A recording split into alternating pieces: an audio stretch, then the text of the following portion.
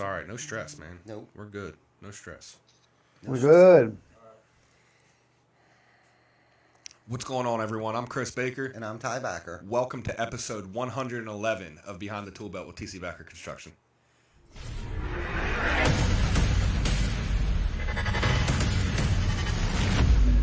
TC Backer. Roofing, siding, windows, gutter, solar. Roofing, siding, windows, gutter, solar. TC Backer.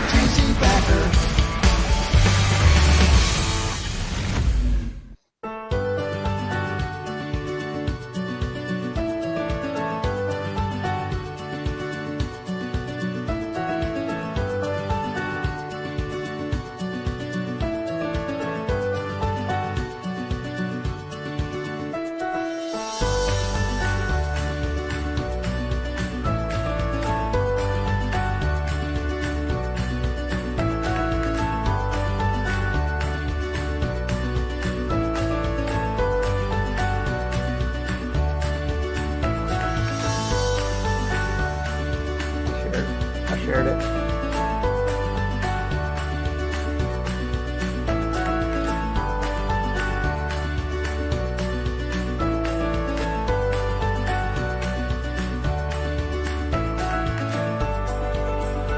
I'll let you guys, your backup person, do it because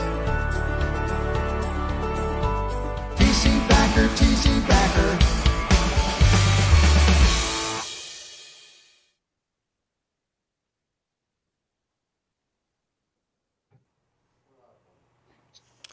TC Backer family. Take two here, right? Take two. Second time's always better. That's right. Thank you, all you guys, for tuning in religiously every single episode. We're 111 episodes deep. We got the home show going on this week. We got a very special guest today. We got Mr. Tim Brown with the Hook Agency Marketing Company, coming out of Minneapolis, Minnesota. Tim, how you doing today? I'm doing very well, man. Thank you guys so much for having me. It's an honor. Yeah, awesome. Thank you for hopping on our show and wanting to be on our show, man. It's guys like you that allow us to continue to do this and continue to educate the homeowners, the consumers, and get the message and help the industry, man. The industry has come a long way, yes. and it's guys like us, guys like you that fuel the fire and keep everything interesting and keep it fun. So as long as this shit's fun, we're going to continue to do it, right? Yeah, I mean, shit happens. Love it. We had to redo the show tonight to try to get our message out there and make it clear. And unfortunately, I think we were hacked, just to let everybody know what happened there. But this is about our third little hiccup. Right. This is the cleanest one by far, man. Right. We've had power outages and storms come rolling through and all kinds of weird shit. Actually, we were standing in 3 inches of water one night as the show was live, pretending like we're not swimming right now. Yeah, man. That was crazy. Due to a storm that came rolling through. So this was pretty mild. So, Tim, thank you for your patience. And we promise that we will do our damnedest to try to keep you on live television tonight. So, okay. Yeah, for sure. Yeah. I'm excited. Right on, man. Right on. So if anyone out there is listening, we cannot share this. So please share this out and do Tim a favor to get that pretty smiling face out there into the world of Facebook. Yes. And let everybody know what he does. He works for Hook Agency. What do you specialize in? SEOs? We make beautiful websites and we help people find those websites. Nice. Mostly via Google because everyone uses Google. Tommy Mello says Google is God when it comes to home service. Right on. So it's very, very important for everybody's business. And certainly I like to share as much value as I possibly can. I give away all the secrets. Right on. That's good stuff right there. We might have to get together sometime and talk about those things when John gets back from Florida. We'll set something all up. right. I like it. A Google guru within our regime. So he's always interested in listening to what everyone else has to say about that stuff. And Tim, I got to give you credit, man. We've had a couple marketing guys and SEO guys on here, and you might have just explained that in the most understanding way ever, man. You help make websites and help people find them. That's probably about as for guys like me. That's a good dumbed down version of exactly what you do. Because I don't understand all that kind of stuff. So I know enough about computers to be dangerous, but usually dangerous for the computer. So Yes, I heard that. So why don't you give us a little background on you personally before we dig into what it is you Yeah. exactly do? So, like, go back to the beginning. Like, you graduated high school, and where did you go from there? Give us the whole. Give us the whole thing. Oh, you want to go that far back? All right, Yeah, all right. This go is go quite a back. while. Let's. That's before the career. if That's okay Well, with you. I figured that was probably only about 3 years ago by the looks of you. Yeah, Do yeah, you, yeah. do you No. even shave yet? Hey, so yeah, He's got yeah, the I Tom do. Brady look on over there, Unfortunately, don't not that much, but no, that's 17 years ago for me now. Oh, So damn. All right. Well, to maybe give a it's only little back that personal far. backstory, I thought you were like so 21 years I'm old or I'm 35. So, but I Me too. I partied my ass off is what I did after high school, There you go. and I played in a rock band in Texas. So that was what I spent my time. I actually, to be honest with you, it's all too many stories because I got kicked out of the military. So if you really want all these stories, I'll give them all to you. Give us But the juicy ones. I want to hear the juicy ones. Man. okay, All right. all right, I'll give you the stories then. So I actually have done a lot of different jobs, like right out of high school, and I was partying, so I was doing like all kinds. I tried everything because I don't think I lasted that long at certain jobs. I was landscaper. I tried framing. I did some roofing. I did a lot of heavy kind of labor stuff, and I then I went in the military, and then I got kicked out of the military. And then I went down to Texas. I tried to go to college, and then I joined a band, partied my butt off. And then right around, I think, 24, I got sober. So Nice. there's been a lot of adventures since then, to be honest with you. The sobriety is one of the greatest adventures, I would say. But running a business is a massive adventure. And I don't create as much chaos now. In my life, and I'm not going to make this into an AA meeting, but I will say this: is I've been a lot more useful to people in my current state. That's what I got going on now. And yeah, so about 8-9 years ago was when I graduated college. So there's a lot of time in between there, but I graduated college. And I started making websites, and it was one of those situations where this is like a community college, but I started to make websites while I was still in school. And I didn't go that crazy into debt because community college isn't crazy expensive. So I was able to start being useful before I got out of college and making websites. A lot of the people that I was making websites for were small business owners, and they would kind of tell me why it was cool to be a small business owner. I did end up working for another agency for 2.5 years, and they served everybody. So they worked with all kinds of companies, and they let me be their marketing manager, and I learned a ton of stuff from them because they were doing search engine optimization. And I realized that's not a bad business model in comparison to websites where you do one thing and it's done, and it's search engine optimization is something where you can be useful on a regular basis. I freelanced while I was working there. I did they allowed me to do that, and when I went out on my own totally after 2.5, 3 years, I had several contractors that I was working for. So asphalt company, a roofer, a remodeler, and there's like 3 out of 6 of my clients. And so I had a business coach that said, hey, you need to niche. And I said, okay, maybe home services and construction. And I like these people, and I just have a good time doing the work for them. They have reasonable expectations, and so anyways, that's the short version of it. I can always backtrack to adventures of various types if you need me to, but that's how I kind of got into construction marketing. And then slowly but surely, more and more percentage of our clients were in construction, and then now it's basically all we do. So we're only for contractors. Okay, And awesome, that's man. been a very good transition for us. So I think serving this industry it's one of the best things that we've done for our business. And yeah, I can share more about that too. Right on. That's Yeah, awesome, so man. that was going to be a question of mine. Like, who do you focus on? What was your niche? You know, like, do you, I guess, like any kind of construction, or do you stick to the roofing space only? Yeah. So about 70% of our clients are roofers. And Yeah, we still have a few lingering from back. So we now say no to anything outside of construction, but like we still have a linger. Like I have a dentist and a financial management company, like just kind of lingering.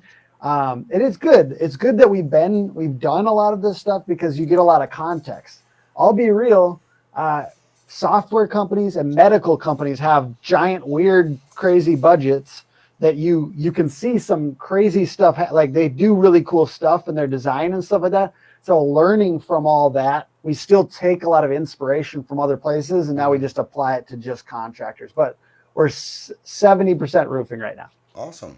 Okay. Is that an on purpose thing? Like, is there, do you strive to have more roofing companies than, other contractors? Yeah. Is roofing easier to deal with when it comes to the SEOs and the marketing stuff? Is that on purpose thing, or? Yeah. It was actually kind of accidental, to be honest with you. We just started, we had one early client that we've gotten massive results for, and we shared that case study. And then we got another roofing company that we got big results for. Pretty cool, like 1,200 leads in 2 weeks after a storm kind of thing. Like we have a couple of these big stories, and then like it just kind of attracts more roofers. So it's kind of happened naturally. It was kind of on accident, but I think we jive well with roofers. I kind of talk about like the indoor versus the outdoor, the indoor cat versus the outdoor dog. And I get along with outdoor exterior remodeling people a little better because remodeling, I mean, we have some, so if you're watching this, hi, but I like the little bit more like, I like the realness and the little bit of the roughness of exterior contractors on average. And I think that they can move quicker and they need more leads. And I think like ultimately it comes down to like the need. There's a higher need for leads. Yeah. Me and you got a lot in common, Tim. We're both 35. Yeah. I went to college late, went to a community college. I've been in and out of jobs. I partied a lot. I was not college material when I graduated high school. I would have failed miserably. Yeah. Went back to college and right when I hit 30 and graduated with a degree that I don't use anymore. But, I can connect with you on a lot of that kind of stuff, and I can see where, if I were to go into a certain space, I may not mesh. I mean, I'm a social butterfly when it comes to people, but having fun and being myself, it is much easier to gel with, the laid back contractors, man, the exterior guys, and I don't know if everyone's the same around the country, because I'm sure you deal with people all over the country, but I know, in this area, roofers and siding guys and stuff, we're a lot of fun. So yeah, to say the least. I mean, that's what I've seen. So how many clients do you have? I think we have like 35, and we have 17 people. Okay. So just you kind of get the like lay of like we have about one employee for about 2 clients. Gotcha. So how long have you been in business for? Remind me of that. This company, me and my wife, 5 years. About 5 years. I've been doing it since college, so that was like 8-9 years ago. But this like totally out of my own, 100% 5 years ago. Okay. Congratulations. What's been your biggest struggle? Thank you. Biggest struggle, man. Somebody has just asked me this, and I think it's a really good question because those early years are tough, right? Mm-hmm. I mean, it doesn't matter. I think some people think marketing is soft, and it is. But business in general is a hard game, no matter what business you're in. And getting a large quantity of happy customers is hard, no matter what business you're in, because the expectation is always going up, right? The first big problem I think we had in business was just, I think it's always like get customers. Mm-hmm. How do I get customers? A good amount of them. So business development was one. Second one was learning to sell, because I didn't know how to sell. I was just a doer. I was just a guy who did the work. I made websites and I did marketing, but I didn't know how to sell it yet. So I had to learn that. So I spent a year just burrowed down learning sales and reading books and taking courses, everything. and trying to spend some money on that too, and getting mentors. Right. Secondly was leadership. So I didn't know how to lead somebody. I created revenue. So that first year I created revenue, $340,000 for a little marketing guy and his wife. That was a pretty big deal for me. Mm-hmm. And to be able to do that was really cool. But then I needed people to help do some of this work. And then I lost people quick. Because you don't know. I mean, leadership is its own thing. Yeah, it is. You have no idea. Great topic. It's like it's the whole discipline. Right. Yeah. Todd said it best last week. Man. I It's could have like a gotten muscle. stuck. It's a muscle you got to train, like the gym. You know, you don't just Yeah. wake up and be a leader. You have to train Yeah, that shit. you can and be have to great at the fail work. and- yes. Yes. And I came from that school. Like I Yeah. was the doer. I was the guy out swinging the hammer. I worked for another company prior to opening up TC Backer, and the way that I was raised and brought up. Now I'm a generation, ahead of you. So the old school mentality is that you ran things with an iron fist. You put the fear of God in people to get shit done. So that was the mentality that I grew up in. And when I first went out on my own, we could talk about leadership all night long because there's so many different mistakes that I've made along the way that especially with, the 30-something people and the people, things are different than they used to. People got feelings today. So everyone's worried about, their feelings got hurt but anyhow, we were rough. You know what I mean? We were a rough crowd back then. And I mean, it was rough. And so that's the thing that like the stigma that we're actually trying to change in our industry today is that, we do care. There is empathy and it's a career, not just a place, a pit stop or a place where all the drunks and drug addicts end up. It's like, we actually want to make this thing a career, but that didn't happen for me overnight. You know what I mean? I would say the first 7 years in business was me just trying to figure out how to be a leader, okay, and not do everything from takeoffs to doing the work, to doing the invoicing, to doing the estimating. Everything. Yeah. Okay, and then it was like, okay, I'm starting to get burnt out. There's too much going on. I need to hire some help. And then, like you said, started to say, it was like, I didn't know how to treat my help. You know what I mean? Because they weren't doing it the way that I wanted them to do it. They weren't doing it either fast enough, or they were doing it too fast, or just whatever. I nitpicked the shit out of everything. Like, I micromanaged everything. Until I smashed my head against the wall long enough, it was like, okay, this isn't working. This isn't working. This isn't taking us where we want to go. And a lot of it had to do with me and my stress level of just wearing 12 different hats. And what's crazy is knowing the difference between a task or actually creating a job for somebody. And what I was doing was I was doing 12 jobs, not 12 tasks. I was doing 12 jobs within the company. So I needed 11 more people. Really, you know what I mean? Now, of course, I couldn't afford, because revenue is one of those things where there's that juggling act of when you're growing and everything's being rolled back into the company.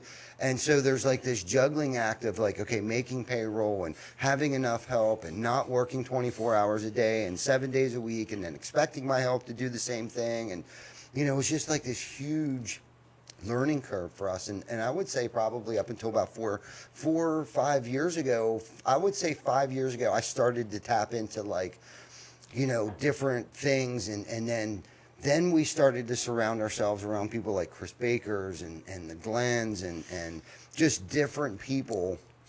And I'm going to give you an example of 2 things that happened today. And I won't take up any more of your time. I'll let you talk since you are the star of the show tonight. But like I said, I could talk about leadership stuff all night long, because that's on the forefront of my mind every single day. And my biggest thing here lately has been boss up and do leader shit. Even when I don't want to, I have to do leader shit.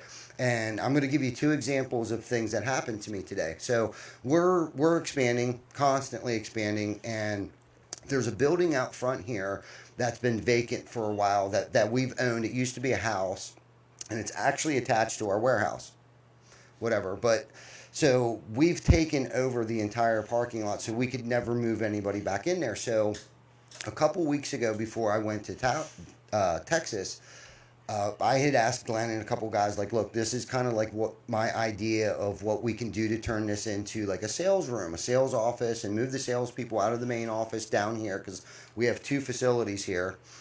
And then I rolled out. I went to Texas and then came back for 3 days, and then I rolled down to Louisiana to IRE. So today was like the first day, and I've been back since this weekend, but I didn't really get to go and see the progress of what was going on over there. So Glenn was like, hey, we got some questions for you. Come on over here and take a look at this thing. So I went in there, and I'm looking around, and it is nothing that I envisioned that it was going to look like. Nothing. I'm like questioning, like, what the F? But I didn't say that, you know. So I'm Glenn's explaining things to me, and I was like, man, I this wasn't what I was expecting. And we're walking around. I'm like, what is this and what is that? Why did you do this? Why did you do that? And he was like, look, man, it's my fault. It's my fault. I'm sorry. And so 2 things right there. I was like, no, it's not. No, it's not. This is my fault. This is my fault. And it really is. But for Glenn to man up, that's leader shit right there. Okay? Now, I can't train that. That's just how that man's built. Integrity. Okay? He owned up to it. Okay? But it wasn't his responsibility. It was my poor communication. And I said, no, this isn't your fault. This is my fault. Let's roll with it. Okay? Let's do this. Let's do that. Let's leave it there. It's going to look great. It's going to look great. And the guys that were doing the work before I left, I said to them, you guys are doing an amazing job. Okay? The quality of the work was phenomenal. Do you know what I mean? I didn't have the heart to say, you got to tear this shit out. You know what I mean? I kind of went with it. And as a leader, okay, if you want to self-proclaim yourself as a leader, what you need to do is, when there's failures, that's my responsibility. When there's victories, that is their shit. That's their victory. And I don't take the responsibility over the victories. And that's my segue into part 2 today of what happened. Okay. So Chris Baker and Tam have been working on this small little project for our inventory and stuff. So Chris is all excited. He's like, Ty. Like, and I think he's been trying to get my attention all day, but I'm going over here and I'm going over there. And we got the home show, and I got to go pick up the 500 shirts that I had Chris Markey made within 24 hours. So anyhow, I gave him 2.3 seconds of my time today. And he's like, yo, dude, check this thing out, man. So it's like this Excel spreadsheet and keeping track of... It's life-changing shit, bro. Yeah, like life-changing shit. It's like, okay, as much as I would like to say, hey, I'm taking responsibility of that. No, my responsibility was to give them the tools. As a leader, it's my responsibility to give them the tools, okay? Put things in place, whether it be 2 monitors for more efficiency, whether it be high-speed internet, a safe work environment, the team that surrounds these people, the people that we choose to have the top-tier talent that you attract that made that freaking formula in Excel. Right. So running inventory in Excel. Right. Okay. And it's communicating with the things that it needs to communicate with. Okay. With the people that it needs to communicate with. Okay. And this is, to us, is like a game changer for a couple different things, not just one product that we use,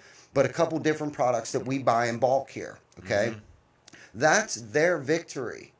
I can't take the credit for none of that. Shout out Tam. Yes. That's Tam and Chris Baker's victory. Okay. Years ago, I'd have been like, I'd have been calling people up and being like, yo, man, guess what I did today?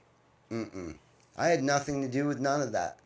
Nothing to do with that. And I am proud to say that that's their victory. That's their victory. The only thing that I was able to do in that whole entire thing was making sure that the right people were in the right places and the technology that they needed to be able to do that. Yeah, I even had to tell Tam today, I was like, listen, man, I am so thankful for you because, 2 years ago, I'd have been sitting in my office like this, trying to figure out how to do this because I wouldn't have had anyone to go to. You know what I and mean? you We were have. still in the process of bringing that top tier talent in. Now I have someone that, you know, I went to her with an idea and she was like, let's do this. And then that led to something else. And I'm like, yo, well, if we can do that, how about we do this too? And it just turned into, we now have a game-changing formula to do a running inventory and multiple materials in our things. Our subcontractors can, you know, email Google Forms that communicates with Google Sheets, running inventory in and out. It notifies us when materials are low. Like, it is a game changer. So Huge victory today. It's huge. It's been a lot of victories this week. Congratulations. Yeah, like, it's for awesome. real. That's It's like, awesome. I'm so proud of the team to stand back and watch things come to fruition, you know, and have them take pride in those things. You know, it's just a really cool satisfaction that I received today. I would rather much see them take all the victories, and my shoulders have become broad enough, and I will take the failures. Because whenever I'm pointing the finger, there's 3 pointing back at me. That's leadership right there, man. All day, every day. I will take every single failure, and what could I have done differently so I didn't fail?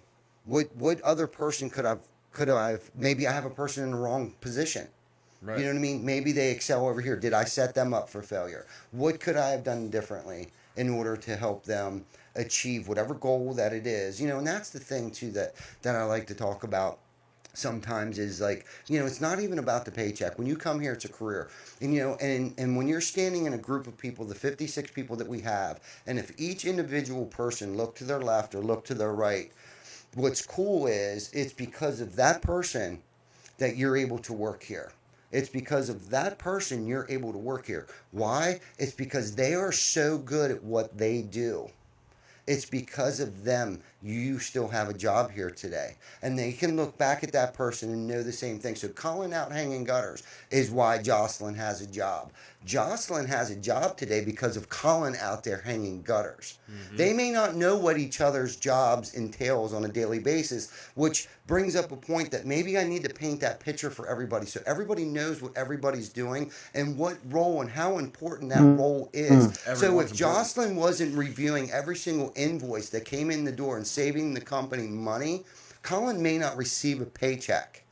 If Colin wasn't out hanging 1,000 feet of gutter a week, Jocelyn might not receive a paycheck. So, and the reward at the end of the week of them looking out for each other, the reward, the bonus, like, we're not here for a paycheck. I'm here for you. The anxiety that I feel the mornings that I wake up late isn't because I know I'm going to be yelled at by somebody. It's because I feel like I'm letting you down. Right. And that's the culture we're trying to build here, is that we come here for each other every day. And the bonus at the end of the week is that we're getting fucking paid to do this. Yeah. Do you know what I'm saying? That's hot. It's because we're getting paid to do this. You know, we may not agree all the time. We may not get along all the time. But at the end of the day, when the shit starts hitting the fan and the elements outside start getting rough, we know we can lean on each other. Yeah. That's the environment we're trying to create. That's the environment we're trying to build. And again, I'm sorry to take the show hostage, but this leadership is like been on the forefront of my mind for a minute. And how can I improve? If I'm going to self-proclaim myself as a leader, how can I better myself to become a better leader? Boom. Mhm. Boom. That's it. Yep.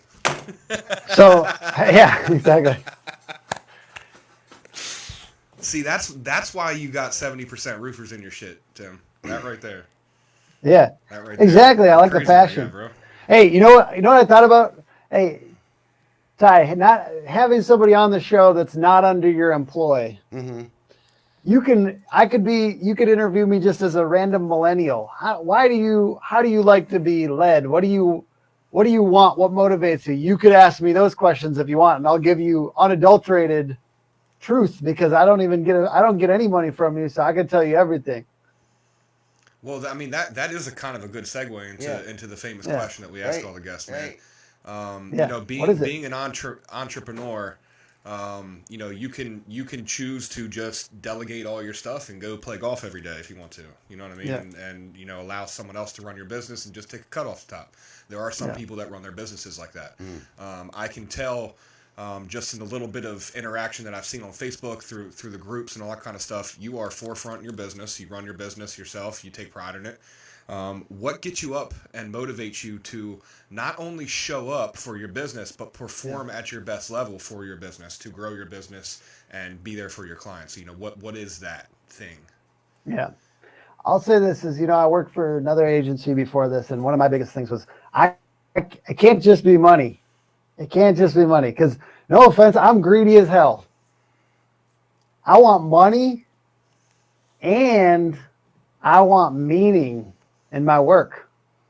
I need meaning, because if there's something, and you're talking about family, and then you're talking about having a team that's got your back, that like is there for you. That's what I need in my team, in my group of people. And I see that in you guys. And for me, I was listening to one of your other interviews this morning, and I'm doing my prep work for this. And I heard this question, and my answer is, each new little innovation that's around the corner is so exciting to me. It's so motivating to me. When I get up in the morning, I'm like, I'm lit up. Not every morning, but a lot of the mornings I'm lit up with this. I got one little innovation that I can do on the business today. I see maybe not 2 months ahead of me anymore. I can't predict the future, but the next couple innovations I'm very excited about. So I'm always excited about the next innovation to be better for the customers, to make a better experience. But then on the other side, like now, as you guys are talking about, like for the employee, like what is their experience too? It's got to be both, because obviously there's no employees without the customers, so it has to be good. But the employee experience, there's no real service without the employees wanting to work for us. So I was talking to a contractor today who was trying to, I don't know if you guys probably can let most people buy what you have, and a service, maybe not always. Sometimes you guys have to turn away a customer because they have unreasonable expectations or whatever. I had a contractor I was talking today. He's probably not going to watch this, but if he does, I still like you.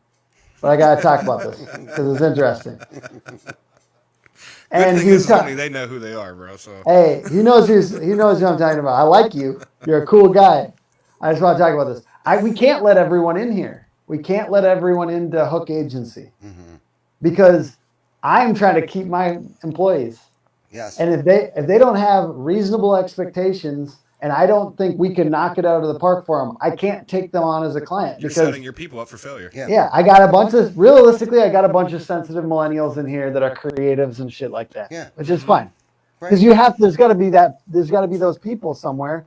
And I employ a lot of them, and they're kind of hard to employ sometimes. They're actually a lot of emotional work. Like some of our employees are kind of emotional. And anyways, I love them. I know they're not watching this. Right, but they're probably good at what they do. No, and that's they're sick of hearing. Yeah, that's a great point that you make, because I think where a lot of entrepreneurs or leaders get things twisted is the first thing that comes out of their mouth is the clients come first. Okay, that's so ass backwards. The people, our teammates, our tribe, our team comes first. Then our clients come second.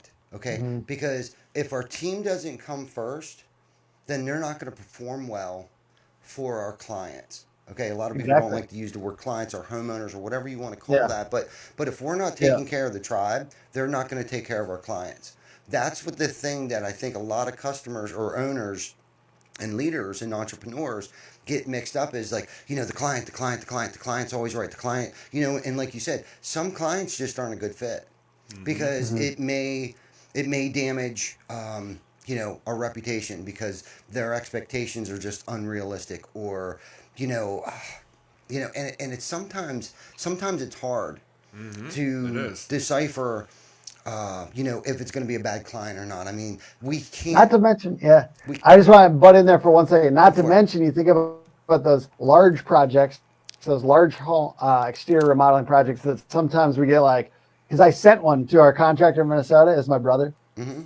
And it was a big one. And I know it was unprofitable at the end of the day, even though it was like $300,000-$400,000 because there's the complexity. So I do think that there's those moments too where you got to look at those big projects besides the employee thing, the complexity of an issue, and like not getting so obsessed with the largeness of a project to not see like, how is this going to be profitable? This project still has to be profitable because like you said, like if it's not, we can't do things just because they're big and crazy and beautiful. Sometimes, I mean, like every single project should be profitable, you know? Yeah. I mean, listen, the percentages on a large project, the percentages of that is still large. So you lose 10% on a large project, that loss is a lot bigger than 10% on a small project. Absolutely. So you can't just let that, you can't let that blind you. And plus, that comes with experience. So it sounds like you've had enough experience to know that not every client's a good fit, that it's going to do more harm than good for them and your people. Mm-hmm. So Exactly. that's a good point, man, that you've had that experience and know when that red flag goes up. So kudos to you, man, for sure. And it's good for customers. I mean, like you said, it's really good for customers to know that the company that they're working with can say no if they don't believe it's going to be like a really good project that everyone's proud of at the end of the day. I think it's really important because it's either that or it's we take all revenue. All revenue is good revenue, even if I can't get a 5-star at the end of it. Mm-hmm. Yeah, you're almost. I want a 5-star and I want a referral. Right. Well, you're almost doing the consumer a disservice. You know what I mean? Sometimes if you just say yes all the time and you know buy into these unrealistic expectations, you're almost doing your client a disservice. You know, what's the number one importance when you're in sales and you're offering services to people?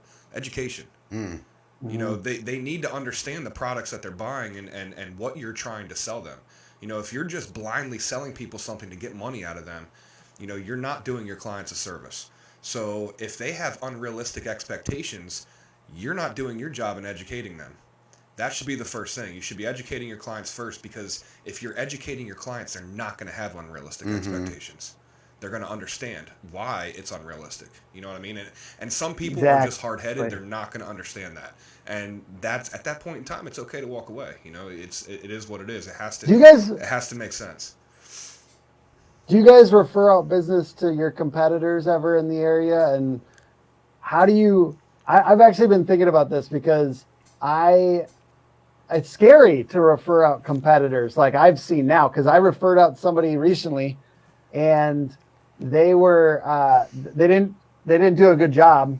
And so it actually like reflected poorly on us. How do you guys handle that when you guys we when have there's work? At the two home shows ago we did.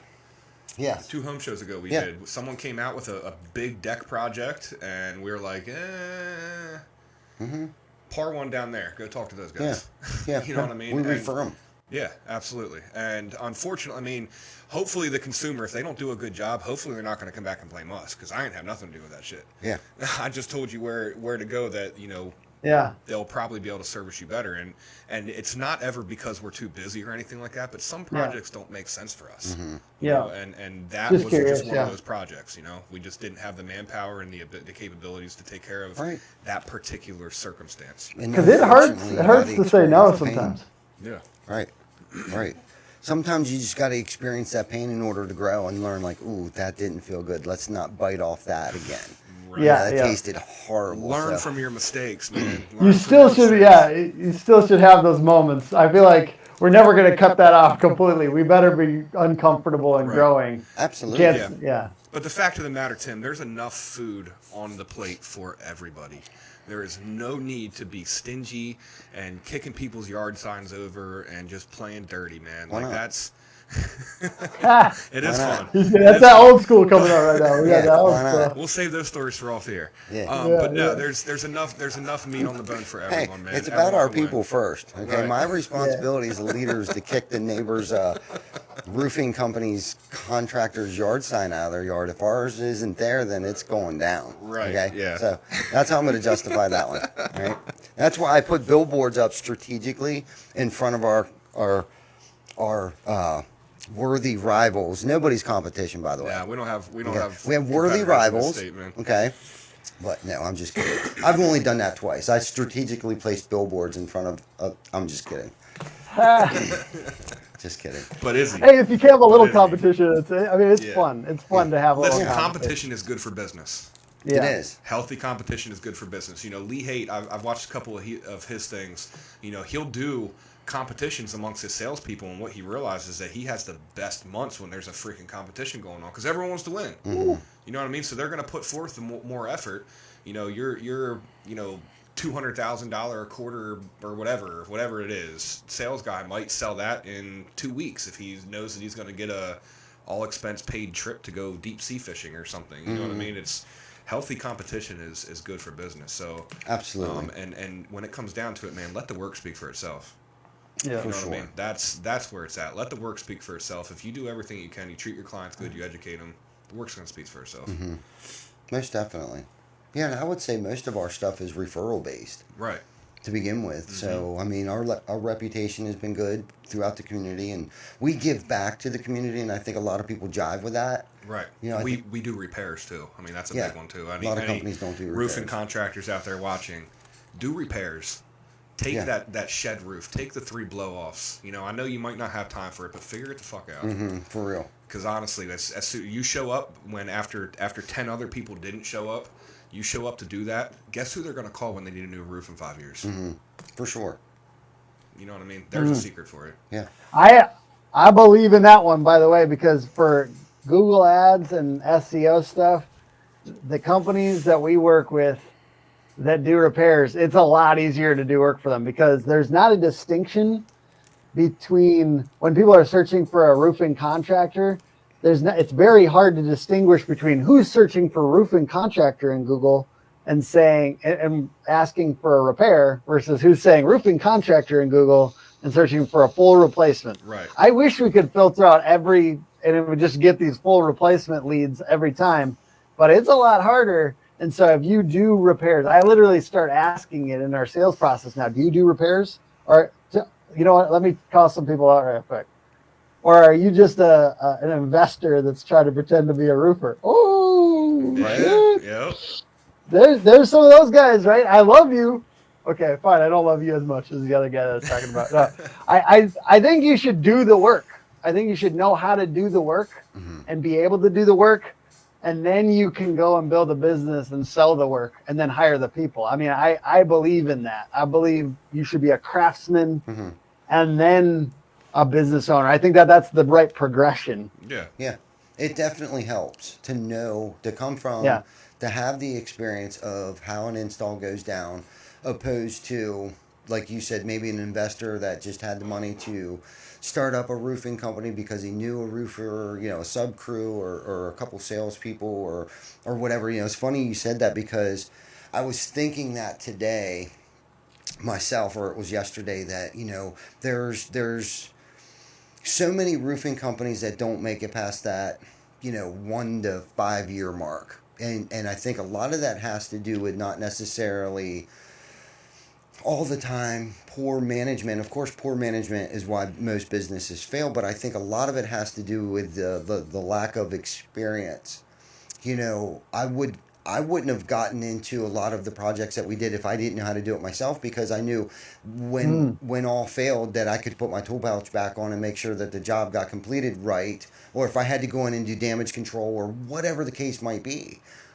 You know, Exactly. and I see some companies out there, especially on Facebook, there's like these pop up and seeing this is the thing. It's like there's this lack of experience nowadays. Like there's so many roofing contractors that have started that are 3 to 5 years old. They do their first 5 million and they're already looking to like sell. You know, and it's like, well, there's no experience there. There's been no experience, and it's like the grind, the things that we've learned over the years. We've been in this industry. I've been in this industry my entire life. Okay, I've seen the recessions, I've seen pandemics, I've seen when people were building homes that shouldn't have been building homes, we're still building homes and selling them. And on the positive side, you've seen the booms too. Yeah, You know that's what I mean. Yeah. You know, there was people. You've seen good. Yeah, I've seen the good. I've seen, you know, and I think what happens a lot of time is that there's just not enough experience there because they're a first generation paper roofing contractor and they don't have that experience to weather the weather, the climate that because like let's all face it, we're kind of going into a funky time right now. There's at some point in time there's going to be a correction. It's like, okay, so what is everybody doing right now? Are they stuck in this mirage that their year is going to be, is 2022 going to be as good as 2021? It might be, but as you're continuing to grow into 2022, I think the thing that everybody needs to keep their eye on is trying to get their debt paid down. At the same time, trying to accommodate that monster as they're growing this year to keep up with the amount of volume that's going to be there. If that makes any sense. That's just my feeling that at some point in time, it might be 12 months, could be 24 months, but I really think everyone needs to keep their eye on the ball and don't fool themselves and overextend themselves to try to accommodate what type of volume that this year may produce, because everyone wants to scale. They want to do better and better and better and better and better each year after year. Okay, whatever their goal is, it's like, okay, 2022, we're going to do 10% more than we did last year. Well, what happens is that creates overhead. That creates debt, okay?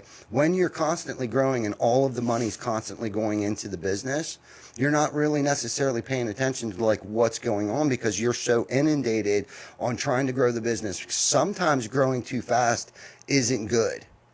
Probably never. You know what I mean? Too fast, too big, too fast, too strong, but it's not strong. The foundation's weak.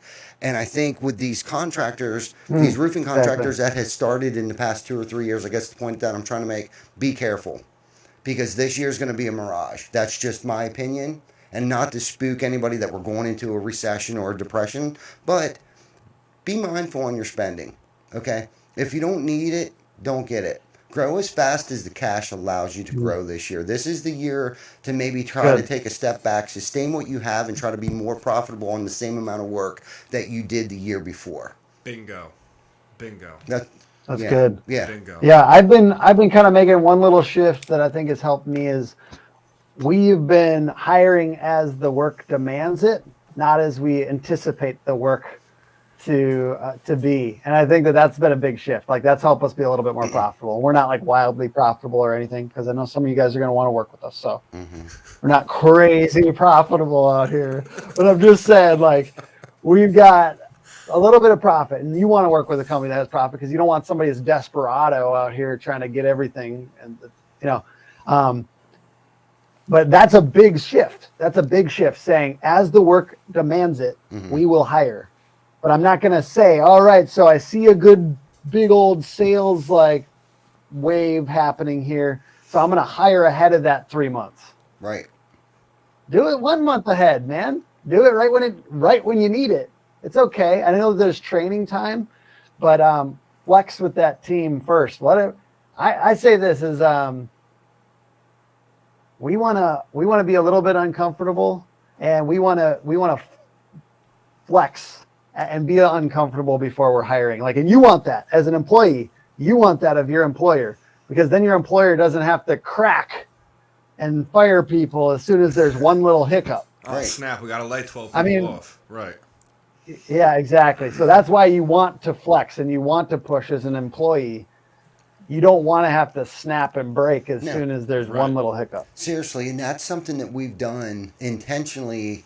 I think we say it a different way. We try to, and this might sound horrible, but do more with less. Yeah, we try to do more with less and spread. It's job security. If the service department's working 12 hours a day, there's a reason for that. It's because I don't want to hire 3 more people because now you're down to 8 hours a day with more people, if that makes any sense. So what we've tried to do is make sure there's enough work projected to keep everybody busy, so then that's one less worry that we have to have is like, oh shit, what are they going to be doing next week? Yeah, my guys know that if they want to work weekends, they just say, hey Chris, give me some weekend work. You know what I mean? And we just load stuff in their things. I mean, we're in the days of technology that they just run around with their phones and their tablets and stuff, and we just load tickets and they just do them. And we have the capabilities of doing that, but what we're trying to focus on this year is let's not try to pick up another builder. Let's try to figure out how we can save 3% on waste per job. Let's pick materials up at the job sites. Let's clean the trash up so maybe we don't get as many fines, or whatever the case may be. The little growing pains that happen in a large company such as us. We operate in 5 states, so It's a really big footprint, and it's a big machine that you have to constantly feed and constantly feed. Like Ty said, there's a mirage with it. You know, if you may think that you got all this money, but at the same time, it takes a lot of cash to do what we do. So it's not always as good as you think it is. Right, and for sure. You know, we don't have to pick up another $1 million a year to make that. You know, we can save $200 a job, and if you do 5,000 jobs a year times $200, that's a lot of freaking cheddar. Absolutely. So, Hey, can we go into a little bit of marketing so that I can talk about something that I Yes, really know what I'm talking absolutely. about? All right, because I don't know if I'm really a leader, guys.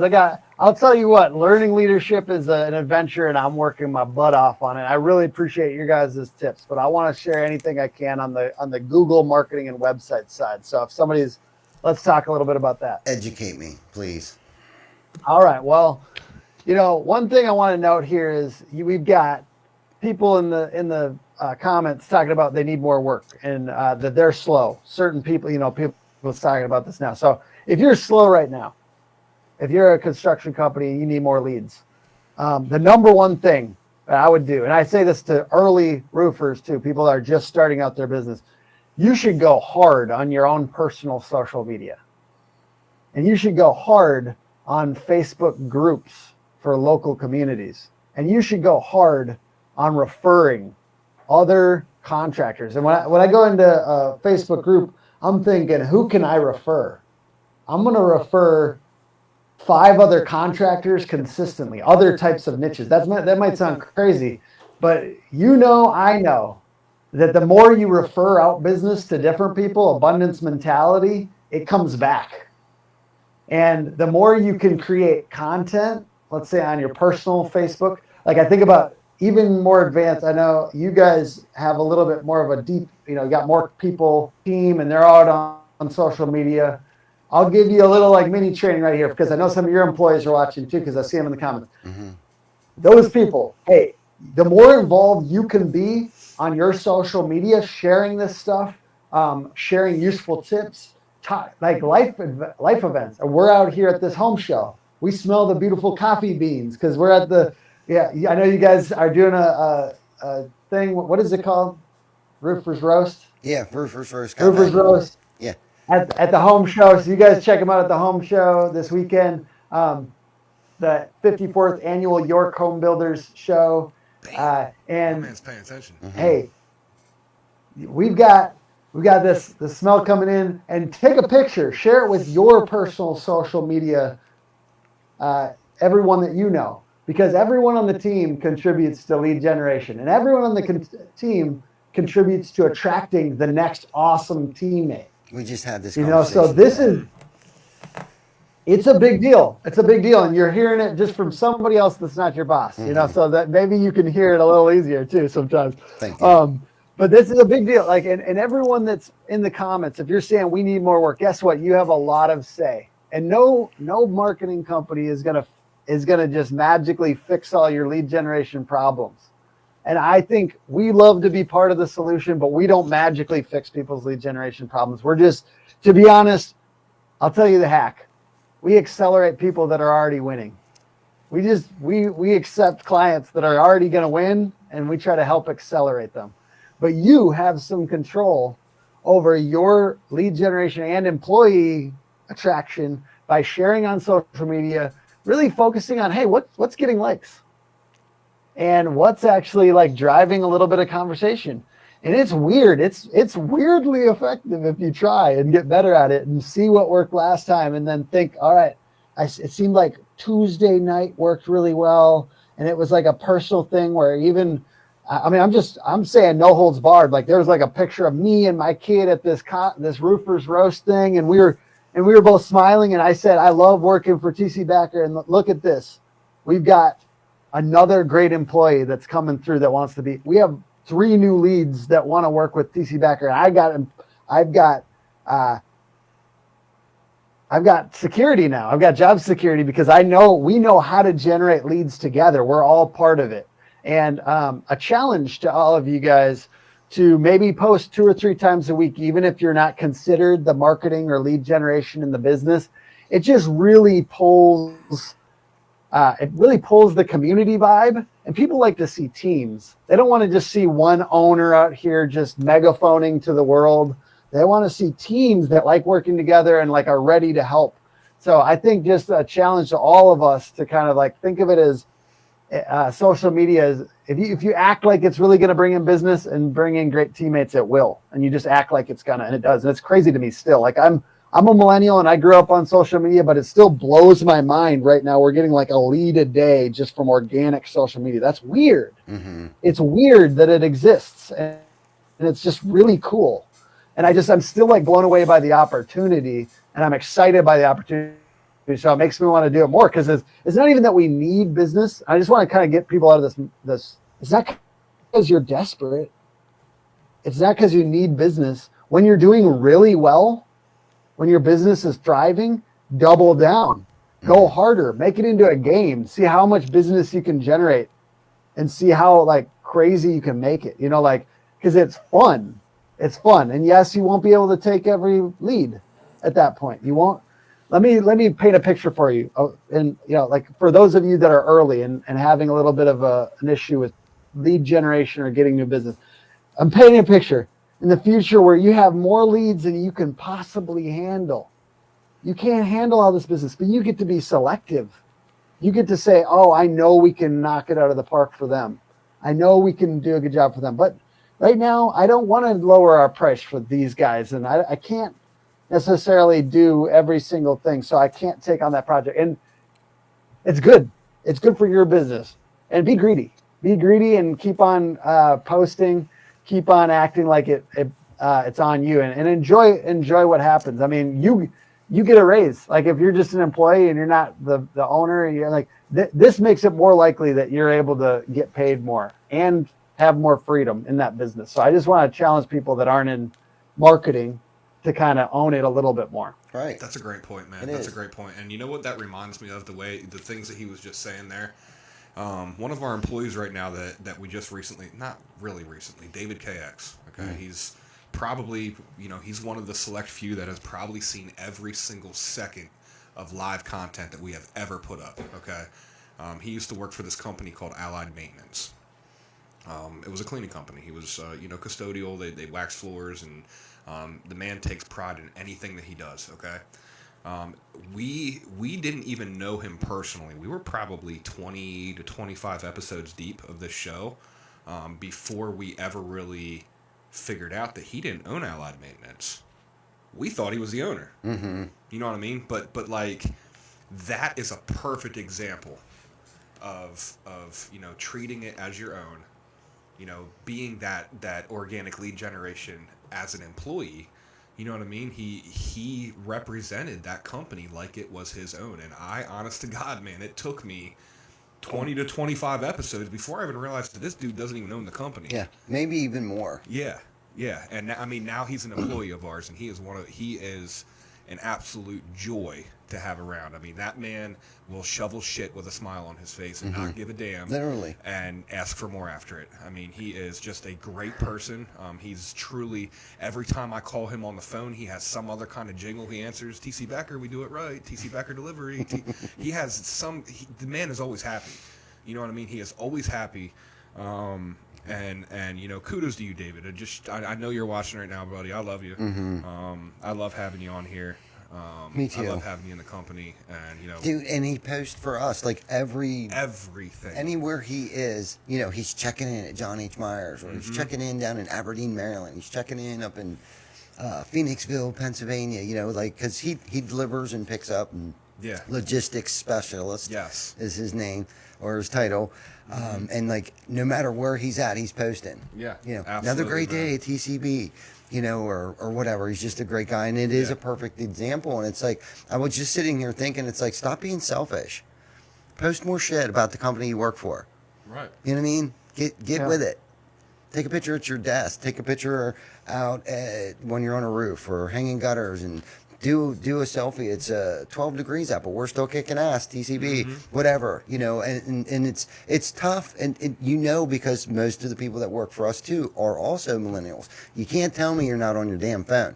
Facts. You know what I mean? I know you're TikToking it. I know you're Snapchatting. Okay, can you like Snapchat a little something over here and like tag us in it? Hey, and sometimes people just need permission. So sometimes True. they're already excited about it. They already want to do this stuff. Yeah. They just want, hey, guess what? You know what? I'm just gonna do it for TC Backer. I'm gonna give you guys permission, and we don't have that. Like, it doesn't have to be super stringent. It doesn't always have to be super promotional. It can just be fun, and you can be in your swag, and you can have fun at work, and it doesn't have to be super serious all the time. So, like, I think sure.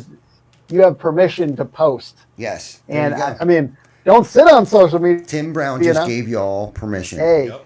don't sit on there all day, but Right. definitely get on there There's for a a couple difference posts. between sitting on a bucket Yeah. for 4 hours and scrolling social media and chatting with your boo. And Use it. and Don't let it taking use taking you. a quick selfie and saying, "Look, we're still here. It's 12 degrees. We're still here, Yeah. killing it." That's right.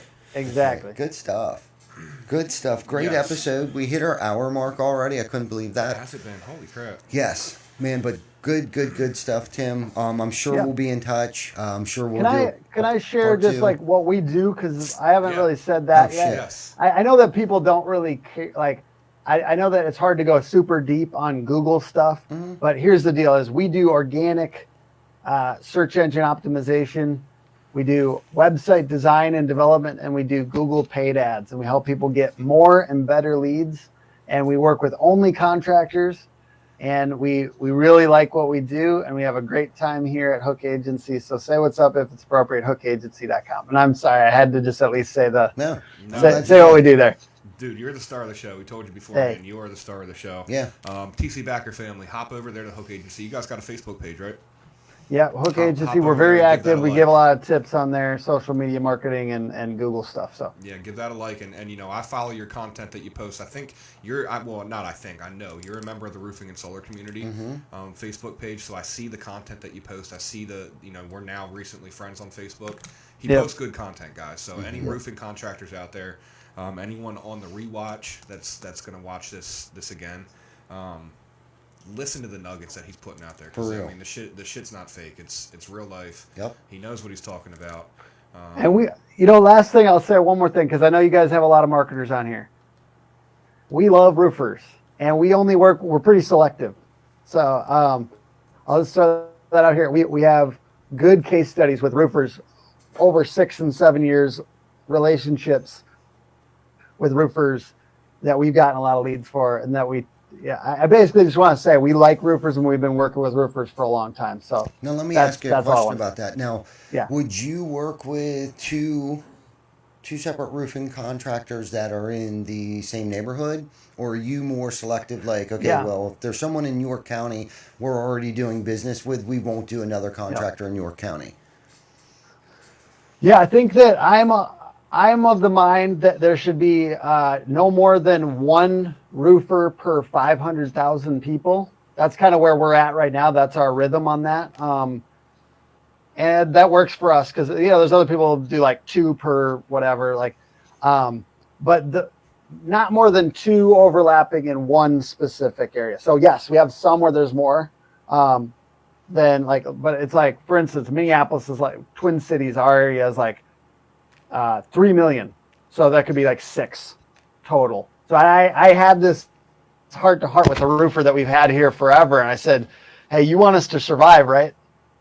And I mean, it's not that serious. It's not that serious, but like, you want us to do well. Like we like you, you like us, and this isn't going to hurt you because we've got your cordoned off area over here, and you. To be real, dude, roofers do better when they concentrate their air. Like, I find it's better when they actually, like, if you slam 5-city area with direct mail and billboards and Facebook advertising and search engine marketing in one area, literally the close rate goes up. Boom.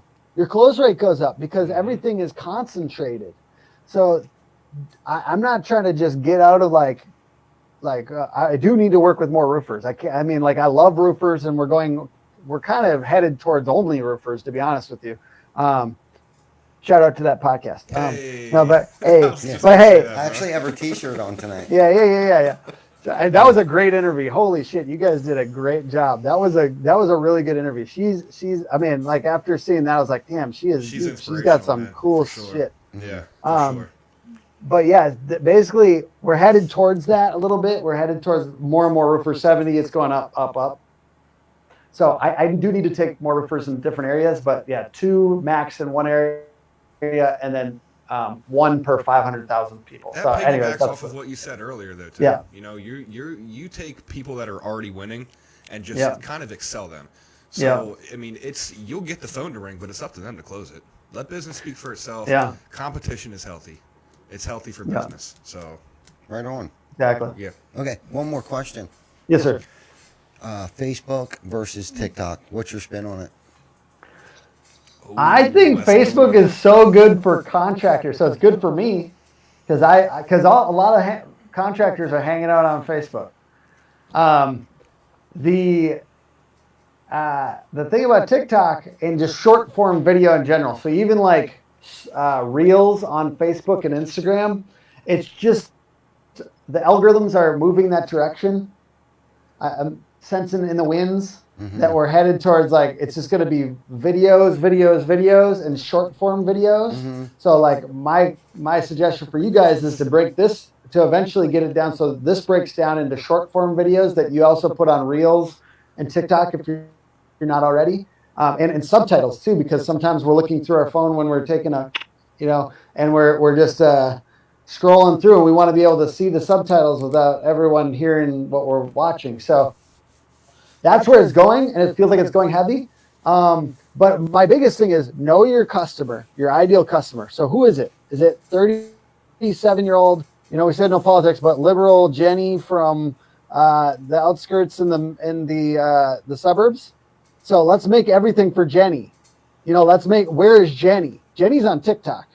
Jenny is she's on Instagram. So like I'm going to go exactly where my ideal customer is, and really kind of be okay with being dramatic about it, because I was on LinkedIn. About 3 months ago, just spinning my wheels, trying to talk to contractors on LinkedIn. No one's on LinkedIn, How'd dude. that go for you? What am I doing? Like I got like 5 commercial construction companies, and I'm happy to work with them. Go. So we love, but like I'm not spending all my time there, because my absolute ideal customer is, no offense, Charlie Anderson from DreamWorks Exterior in your area, and you guys. I mean, here's the deal. I love working with contractors that are like roofers in a particular area like that, and like they're on Facebook. So who's your ideal customer, and get on to where they're at, and basically just don't be romantic about it, because I was on LinkedIn because I was being romantic about it, Right. Good stuff. Good answer. Yeah, good answer. Good answer. Yeah. Yeah. There is no real answer to that, I don't think. I mean, it's Yeah. wherever you I like have trying to success, predict though. Right. Yeah. Well, I just Yeah. thought, I like trying to predict because a guy in your space would probably know, or a little more, or gut feeling, would have a better gut feeling about it. But I think you're right too. I've heard the same thing about the reels and the short videos and stuff like that is the direction. But there's no way. Can I do 2 minutes? Go for it. 2 minutes on this, because I'm installing a marketing director at one of our clients right now. I went and I'm working on hiring them with the owner, and I'm like, everything should be like we put it out on YouTube. The best thing is like taking a long form YouTube, then turning it into a blog post on your website. This is the hack. Long form blog post. This goes out. It has a good topic. It goes out into the blog post. Then it can get transcribed. You can use something like Descript or Rev.com and just distill it into a blog post. Boom, two pieces of content. Then you break it down into like 3 to 5 reels. You can do that through Upwork.com. You can have somebody that just say social video posts, put it on Upwork.com. You get somebody to break it into 5 videos automatically. That's like 7 pieces of content now. That can go out into Instagram reels. It can go onto YouTube shorts. It can go onto TikTok. It can go onto Facebook reels. You got 7 pieces of content, and you keep on breaking it down into different pieces of content. And you've got a blog post out here. You can make it into an infographic. The more you break it down into pieces, the guy behind the camera is like, dude, this guy's trying to make work for me right now, right? Like he's like, no, don't do it. Don't do it. But anyways, I just think Too late. Content repurposing. It's already dead. Yeah, content repurposing is the best. And if and you invest in your main guy. Let's say you got the guy behind the camera right now. What's his name again? Vic. Vic. Reno. You got Vic behind the camera. It shouldn't be all on Vic because this is a lot of work. So you get somebody through like Upwork or freelancer.com or something to break stuff down into these like littler videos, because you can do it for like $20 a video. It's pretty, like, I don't know, it's a pretty good deal realistically if you think about it. And then you can dominate these reels and TikTok and stuff without like making Vic's day terrible. Nah, we'll take it easy on Vic. That sounds like more of a John Flash ad. Yep. Yeah. Yeah. Yeah. Cool. Good. Content repurposing. Everyone's got to do it. Yes. Break every piece of content into 10. Great idea. I love it. That's definitely That's a good nugget there, man. Yeah, it's a good for nugget. real. Cool. Did you got everything that you want to go over, or? Yes. I really sure? appreciate you guys letting me go off. I'm like, I always No, try to bro. be more useful than I am likable sometimes. So sometimes I realize I'm annoying, but I'm trying to say as much useful stuff as I possibly can. Listen, so this has that been a great there's show. value man. here. This has been a great show. There has been, episodes that we've had that have been a little draining, on the intention thing. But it's this is a really good episode, man. I've been super engaged in this, man. I really appreciate you coming on, sharing the nuggets, listening to our stuff. It's just been great, man. So hopefully we can get you back on it. No, dude, I'm taking all that. I'm taking all that leadership stuff, and I'm gonna try to apply it to my work this next month. Boss so up and do appreciate you guys leadership. for That's the one to remember. leadership. I love it. Yeah. Cool, man. Well, nice to meet you. Hopefully we get to see you soon. Let us know what shows you'll be at. Maybe we can link up at one of them here soon. Sooner than I'm gonna later. be at Win the Storm. Are you guys gonna be at Win the Storm? Can't. That's this week. Oh shit! Or Yeah, you next told me week. that. Excuse me. Yeah, Yeah, it's next week. So, believe me. Well, you never know. I might change my mind. You never know. Hey, You never know. you went to SRC drop of a hat, so Right. maybe just fly out there real quick. Let me feel like I bossed up and did some leadership before leadership. I take off. All right? Yeah. I like it. That's what you got us for, bro. Go to Win the Storm. We got this. Sometimes leadership We'll is be back just for not. Adams County Home Show next He's week. gone for a little while. That's leadership too sometimes. That's right. Yeah. Yes, for real. Facts, man. Facts. For real. Because you have a company for a reason. That's freedom, man. You have it partly for freedom. So I wouldn't expect anyone to do something that I haven't done myself. So that's I why like that. that's why we're here every day. yeah. So Boy, we got options then. yes, you do. I leave it wide open. I love it. Great episode, guys. Tim, thank you very much, man. TC Backer family and anyone else watching from Hook Agency, any new viewers, make sure you hop on our Facebook page, Hook Agency's Facebook page. Give it a like. Give this stream a share. We would really appreciate it. Check out Hook Agency's website if you guys need any kind of marketing stuff or have any questions. Hit Tim Brown up. And I expect to see all your asses at the home show this weekend. That's right. If you are in York, PA, you better be at the home show this weekend. We got a banger of a display that guys have been working their asses off all week for. We got about 30 guys that are going to get probably 90 hours this week when it's all said and done. So come out there and support us. Come get a fry on tie. Come get a coffee at Roofer's Roast. We're going to be there. It's going to be a great time. We will leave the tasers at home this week. No way. I promise. I got the whole box of them. I'm bringing mine. Me I'm too. crossing my fingers, man. Yeah. Everyone enjoy the rest of your week. We'll see you guys next week, Wednesday at 7 p.m. Actually, we're going to be live this weekend, all weekend. So I'll see you guys in like 2 days. That's right. Just a couple hours. Thank you guys. Yep. Thank you. Have a good one, Tim. Yep. Appreciate it.